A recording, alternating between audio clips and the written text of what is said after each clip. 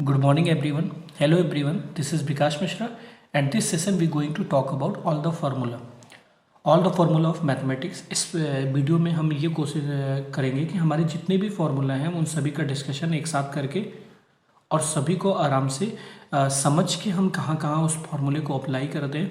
और मैंने इस बात को बहुत नोटिस कर रखा है कि मैंने जितने भी फार्मूले सारे चैप्टर वाइज लिख रखे हैं उसको मैंने उन्हीं फार्मूले को टारगेट किया है, जो फार्मूले जिन फार्मूलों पे क्वेश्चंस एग्ज़ाम में आते हैं, बोर्ड पेपर में जिन पर क्वेश्चंस बन सकते हैं। और इस बार 2021 के अकॉर्डिंग है ना, 2021 के अकॉर्डिंग जो पेपर होने वाला है उसी के बेस पे हमने इस फॉर्मूले को प्रिपेयर किया है और इसको बहुत ध्यान से समझते हैं हम लोग।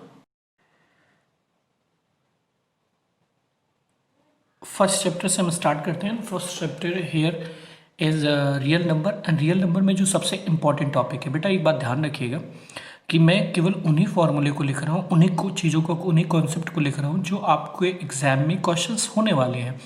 तो पहला जो देखिए Euclid division lemma and its application, देखिए ये इसके बेस पर आपको क्वेश्चन नहीं पूछा जाएगा, लेकिन आपको काफ़ी बार जो 1 नंबर के क्वेश्चन में पूछा जाता है फार्मूला कि आप बताइए अर्थमेटिक थ्योरम क्या है यूक्लिड की, तो आप इसको ध्यान रख लीजिएगा। A=BQ+R होता है। क्लियर। एंड सेकेंड चीज़ जो इसमें इंपॉर्टेंट होती है वो यूक्लिड डिवीजन एल लॉगरिथम पूछता है, वो बहुत आसान है, ये पूछा भी नहीं जाता। आप इनिशियल क्लासेस में पढ़े भी रखा है कि डिविडेंड = डिवीजन मल्टीप्लाई में क्वेश्चन प्लस में रिमाइंडर। क्लियर। जो सबसे इंपॉर्टेंट इस टॉपिक का जो क्वेश्चन बनने वाला है 1 नंबर में या फिर 2 नंबर में भी क्वेश्चन ये बन सकता है, first number into second number SCF multiply में LCM। क्लियर। अगर आपको SCF निकालना होगा तो फर्स्ट नंबर सेकंड नंबर को मल्टीप्लाई करके LCM से डिवाइड कर देंगे। अगर if you want to find the value of LCM then first number multiplies by second number and divide by SCF। Clear. देखिए इसमें क्वेश्चन जो अगला क्वेश्चन आपसे बन पाएगा वो पूछते हैं कि आपको नेचुरल जो जितने भी डेसिमल एक्सपेंशन है वो आपको बताना है, उनका नेचर कैसा है, टर्मिनेटिंग है या नॉन टर्मिनेटिंग है या फिर रिकरिंग है कि नॉन रिकरिंग है। आपको इसको बताने के लिए एक्सपेंशन करना होगा 2 की पावर n और 5 की पावर m में। बेटा एक क्वेश्चन इस चैप्टर से, फर्स्ट चैप्टर से हर बार क्वेश्चन पूछा जाएगा और इस बार केवल कुछ सिलेबस डिडक्ट भी हुआ है, तो एक क्वेश्चन जरूर प्रेफर मैं करता हूँ इरेशनलिटी प्रूफ करने का, जैसे √3, -2 या फिर √2 को आपको इरेशनल प्रूफ करना है, 1/√5 को इरेशनल प्रूफ करना है। तो फर्स्ट चैप्टर में केवल इतनी ही चीज़ें हैं। सेकंड चैप्टर की अगर हम बात करें पॉलिनोमियल्स, तो पॉलिनोमियल्स होता क्या है पहले हम ये जान लेते हैं। पॉलिनोमियल्स में लीनियर पॉलिनोमियल के बारे में जानना है जिसकी डिग्री 1 होती है, क्वाड्रेटिक पॉलिनोमियल जिसकी डिग्री 2 होती है, क्यूबिक पॉलिनोमियल जिसकी डिग्री कितनी होती है 3। देखिए अगर हम बात करें डिग्री की, तो डिग्री क्या होती है, तो maximum power of variable is called degree. ठीक है। अगर हम जनरल फॉर्मूला बात करें किसी क्वाड्रेटिक पॉलिनोमियल्स का, तो देन ax² + bx + c होता है। और अगर हम रिलेशनशिप, देखिए आपसे क्वेश्चन में जो इस चैप्टर से स्पेशली पॉलिनोमियल से पूछा जाता है, कहा जाता है कि रिलेशनशिप आपको वेरीफाई करना है, verify the relationship between the zeros and coefficient of the polynomial. Then आपको सम ऑफ जीरोज अगर निकालना होगा, जैसे अल्फा प्लस बीटा कहते हैं, अल्फा प्लस बीटा = होता है -b/a। अगेन अगर प्रोडक्ट ऑफ जीरोज की हम बात करते हैं तो c/a। ठीक है।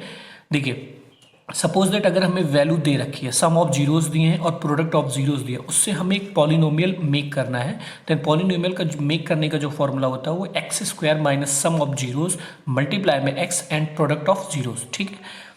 और अगर आपको क्यूबिक पॉलिनोमियल्स मिल गया जिसके जो है जीरोस आपको दे रखा है alpha, beta and gamma, then आपको अगर क्यूबिक पॉलिनोमियल्स का जो है वो पॉलिनोमियल बनाना है वैल्यू देने पर, तो आप क्या करेंगे, x³ - sum of zeros multiply में x² plus sum of the product of zeros multiply में x and product of zeros रख देंगे। देन आपका ये जो क्यूबिक पॉलिनोमियल वो मेक हो जाएगा। ठीक है। क्यूबिक पॉलिनोमियल की बात करें कि how to find sum of zeros, then alpha plus beta gamma = -b/a। अब हमें ये ध्यान रखना होगा यहाँ पे कि -b जो है वो कोफिशिएंट ऑफ x² है एंड कोफिशिएंट ऑफ x³ जो है वो a है। ठीक है। मैंने यहाँ पे लिख रखा है, आप एज इट इज देख लीजिएगा। इसके बाद पॉलिनोमियल में जो एक क्वेश्चन आता है आपको एनसीईआरटी के टेक्स्ट बुक में आपको नहीं मिलेगा। आप इसको जो है आर डी शर्मा या भी जो भी आपकी साइड बुक है आर एस अग्रवाल, उनमें आप इन क्वेश्चंस को फाइंड कर सकते हैं। और ये क्वेश्चंस आपके एग्जाम में काफ़ी बार मैंने देखा भी है कि मिलता भी है। तो कुछ application of zeros of polynomial के कुछ क्वेश्चन है, तो मैंने यहाँ फॉर्मूलों का डेरिवेशन करके लास्ट उसका प्रूफ लिख दिया है कि सपोज दैट अगर आपको alpha square plus beta square की वैल्यू पूछता है तो आप क्या करेंगे, अल्फा प्लस बीटा का होल स्क्वायर करके -2 अल्फा बीटा कर देंगे। क्लियर। अगर आपको alpha square minus beta square की वैल्यू चाहिए तो आप अल्फा इंटू बीटा को मल्टीप्लाई करके अंडर रूट में अल्फा प्लस बीटा का स्क्वायर -4 अल्फा बीटा कर देंगे। और कुछ एप्लीकेशंस मैंने और लिख रखे हैं, तो आप इसको आराम से देख करके समझ सकते हैं। ठीक है, अब हम मूव करते हैं चैप्टर 3 की तरफ। Chapter 3 is pair of linear equation in 2 variable. देखिए, मैंने केवल उसी चीज़ को लिखा है जो क्वेश्चन के बेस पे पूरा का पूरा है, और इसमें ही इतना ही है मुझे देखिए पढ़ना है। पहले बात तो हम जान लें कि किसी भी लीनियर इक्वेशन में उसका फॉर्मेट क्या होता है, उसका स्ट्रक्चर क्या होता है। तो मुझे अगर स्ट्रक्चर देखें, क्योंकि मुझे पेयर में पढ़ना है, तो मेरा पहला इक्वेशन है यहाँ पे a1x plus b1y plus c1 is equal to 0। And if we talk about the second equation then a2x plus b2y plus c2 is equal to 0। ठीक है, देखो आपको यहाँ पे जो पहला तो दूसरी चीज़ आएगी, उसको जो है क्या करना होगा कि आपको पेयर ऑफ लीनियर इक्वेशन दे देगा, फिर आपसे कहेगा कि इसका ग्राफ प्लॉट कीजिए। तो ग्राफ प्लॉट करना ईजिली आप कर सकते हैं।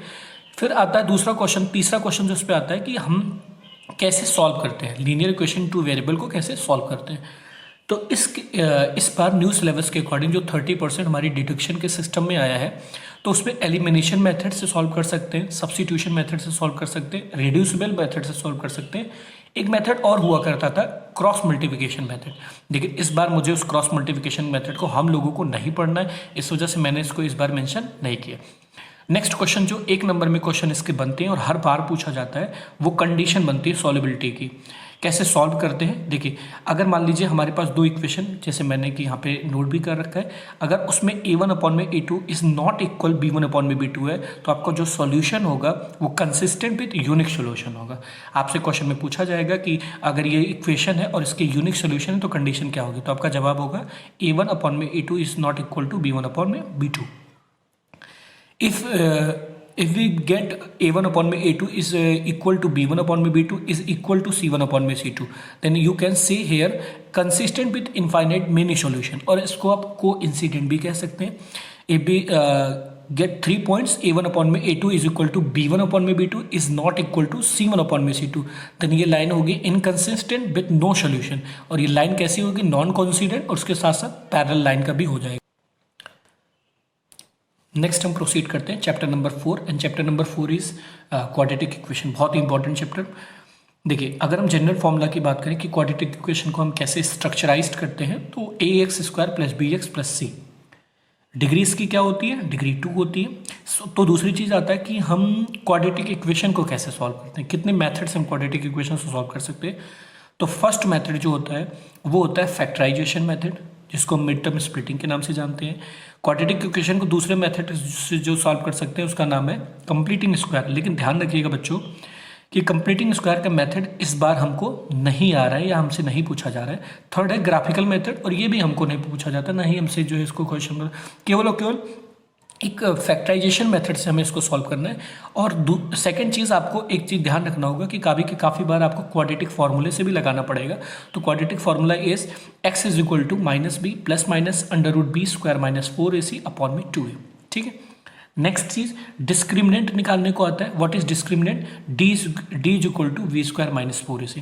आपको एक जो लास्ट क्वेश्चन इसमें से पूछा जाता है, आपसे पूछा जाता है कि वैल्यू आप बताइए कि नेचर ऑफ रूट कैसे होता है। नेचर ऑफ रूट आप कैसे निकालेंगे, तो नेचर ऑफ रूट जो है वो डिपेंड करता है, उसकी value depend upon the value of d।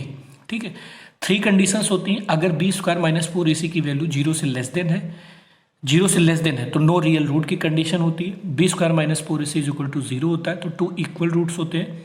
b square minus 4ac अगर ग्रेटर देन 0 होता है तो आपको 2 डिस्टिंक्ट रियल रूट मिलते हैं। ठीक है, इस पे जो क्वेश्चंस आते हैं, मैंने देखा था क्वाड्रेटिक इक्वेशन में एप्लीकेशन के फॉर्मेट में जो क्वेश्चंस आता है उसमें बच्चों को बहुत कन्फ्यूजन होती है।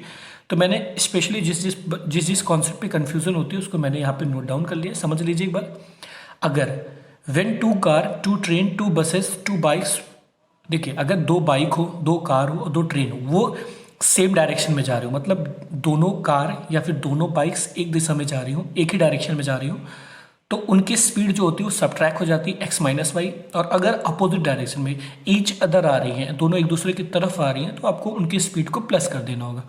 लेकिन 7 नंबर पॉइंट देखिए, अगर वही क्वेश्चन आपको बोट एंड स्ट्रीम के बेस पे दे दिया जाए तो अप स्ट्रीम का क्वेश्चन आता है। अप स्ट्रीम का मतलब ये हो जाता है कि बोट आइदर डायरेक्शन में चल रही है और जो हमारे वाटर का फ्लो है वो अपोजिट डायरेक्शन में चल रहा है, तो उस कंडीशन में हम x माइनस वाई कर देते हैं। डाउन स्ट्रीम में दोनों एक तरफ ही जाती हैं सेम डायरेक्शन में, तो उसको x प्लस आई हो जाता है। ठीक है, नेक्स्ट क्वेश्चन जो क्वाड्रेटिक इक्वेशन में एप्लीकेशन के फॉर्मेट में आपसे पूछता है, वो पूछता है 2 डिजिट नंबर का। तो देखिए यहाँ पे आपको क्या करना होगा, यूनिट डिजिट को आप x मान लीजिए, 10 डिजिट को आप y मान लीजिए, तो आपका जो 2 डिजिट का नंबर हो जाता है वो हो जाता है 10y प्लस में x हो जाता है। क्लियर। सेकेंड चीज, आपको आता है किलोमीटर प्रति घंटा को अगर मीटर पर सेकंड में बदलना हो, किलोमीटर पर आवर को अगर आप मीटर पर सेकंड में चेंज करना चाहते हो तो आप किलोमीटर पर आवर को 5/18 से मल्टीप्लाई कर दीजिए, मीटर पर सेकंड में चेंज हो जाएगा। अगर आप मीटर पर सेकंड को किलोमीटर पर आवर में बदल देना चाहते हैं तो उसको 18/5 से मल्टीप्लाई कर दीजिए और आपका आंसर आपको मिल जाएगा। ठीक है, next chapter, 5th number chapter जो है वो अर्थमेटिक प्रोग्रेशन का है। अर्थमेटिक प्रोग्रेशन का जो जनरल फॉर्मूला होता है वो a plus d, a plus 2d या a प्लस 3d, या आप और भी दूसरे फॉर्मेट में लिख सकते हो a1, a2, a3, a4। अगर आपको कॉमन डिफरेंस चाहिए तो आपको सेकेंड टर्म में से फर्स्ट टर्म को सब्ट्रैक्ट कर देना होगा, या थर्ड टर्म में से सेकेंड टर्म को सब्ट्रैक्ट करना होगा। किसी भी एक जनरल टर्म की वैल्यू चाहिए तो आपको an is equal to a plus n minus 1 into d put कर देना होगा। देखिए कुछ क्वेश्चंस में ऐसे आते हैं, जैसे आपसे कह देता है कि 3 कॉन्जुगेटिव टर्म्स इन AP, तो आपको वो टर्म्स कैसे मानने होंगे, तो मैंने यहाँ पे लिख दिए हैं। अगर 3 टर्म्स रहे तो आपको a माइनस डी, a और a प्लस डी लेट करना होगा। अगर 4th टर्म रहेंगे तो आपको a minus 3d, a minus d, a plus d, a plus 3d let करना होगा। अगर 5th टर्म आपको लेट करने के लिए कहता है तो a minus 2d, a minus D और a प्लस डी और a प्लस 2d आपको लेट करना होगा। क्लियर। अगर ABC AP में है तो b प्लस ए अपॉन में 2 इज इक्वल टू सी होता है कॉन्सेप्ट। अब नेक्स्ट क्वेश्चन जो इसमें आता है वो आता है Sn is equal to n/2 2a plus n minus 1 into t. Sn का वही फॉर्मूला अगर हम चेंज करना चाहते हैं, Sn is equal to n/2 a plus l लिख सकते हैं और n/2 a प्लस an भी लिख सकते हैं। क्यों? क्योंकि लास्ट टर्म और नंबर ऑफ टर्म की वैल्यू जो है इक्वल होती है, मतलब an और l की वैल्यू एकदम सेम होती है। एक फॉर्मूला और इंपॉर्टेंट आता है जिसको मैंने बॉक्स में करके रखा है, an is equal to Sn minus 1 करके। ठीक है, S1 की वैल्यू A1 के बराबर होती है और S2 की वैल्यू A1 और A2 को ऐड कर देते हैं तो आ जाता है। क्लियर। ये है अर्थमेटिक प्रोग्रेशन के फॉर्मूला। नेक्स्ट टॉपिक या नेक्स्ट चैप्टर जो है वो है हमारा कोऑर्डिनेट ज्योमेट्री। बहुत ही इंपॉर्टेंट टॉपिक ये भी है। कोऑर्डिनेट ज्योमेट्री की अगर हम बात करें तो देखिए सबसे पहले पॉइंट की बात करें तो point suppose that x y है, एक्स को हम एब्सेसा कहते हैं और वाई को हम ऑर्डिनेट कहते हैं। इसमें सबसे पहले जो हमें जानना है वो जानना होता है डिस्टेंस फॉर्मूला। डिस्टेंस फॉर्मूला क्या होता है, अगर सपोज दैट 2 पॉइंट है, यहाँ पे x1 y1, second point is x2 y2, तो distance formula is equal to x2 minus x1 का whole square plus y2 minus y1 का होल स्क्वायर। देखिए आपको 4 पॉइंट्स दे देगा और 4 पॉइंट्स दे करके आपको चेक करने के लिए कहता है कि बताइए किस टाइप का ये क्वाड्रिलेटरल है ना, which is the type of the quadrilateral. तो आपको इसके लिए क्या करना होगा, आपको 4 पॉइंट्स को लेकर के डिस्टेंस निकालनी होगी। अगर स्क्वायर का अब हम कहेंगे, जब 4 साइड्स इक्वल रहेंगी, उनके डायगनल्स भी इक्वल रहेंगे तो स्क्वायर होगा। अगर अपोजिट साइड्स इक्वल होंगी, उसके डायगनल अनइक्वल होंगे तो पैरेललोग्राम होगा। अपोजिट साइड्स विद डायगनल अगर इक्वल होंगे तो वो रेक्टेंगल कह सकते हैं। लेकिन अगर रोम्बस में क्या होता है, सभी साइड्स इक्वल होती हैं लेकिन डायगनल क्या होते हैं, अनइक्वल होते हैं। नेक्स्ट फॉर्मूला जो कोऑर्डिनेट ज्योमेट्री में आता है आपको करने के लिए वो आता है mid point formula. Mid point formula में हम करते क्या हैं भैया कि 2 पॉइंट्स में x1 y1 है, सेकंड पॉइंट बी पे x2 y2 है और बीच में xy की हमें वैल्यू निकालनी है, तो हमें दोनों को ऐड कर देना होगा। x1 प्लस x2 अपॉन में 2, y का y1 प्लस y2 अपॉन में 2 हो जाएगा। अब अगर हम सेक्शन फॉर्मूले की बात करें तो सेक्शन फॉर्मूले में हमने एक x1 y1 पॉइंट लिया, एक x2 y2 पॉइंट लिया है, जो बीच में हमने सेगमेंट किया है वो mn रेशियो में लेट कर लिया xy। तो x का निकालना होगा तो mx2 प्लस में nx1 अपॉन में m प्लस n, और y की बात करेंगे तो my2 प्लस ny1 अपॉन में m प्लस n। और अगर हमें रेशियो निकालना होगा तो रेशियो को हम हमेशा क्या मानेंगे, k:1।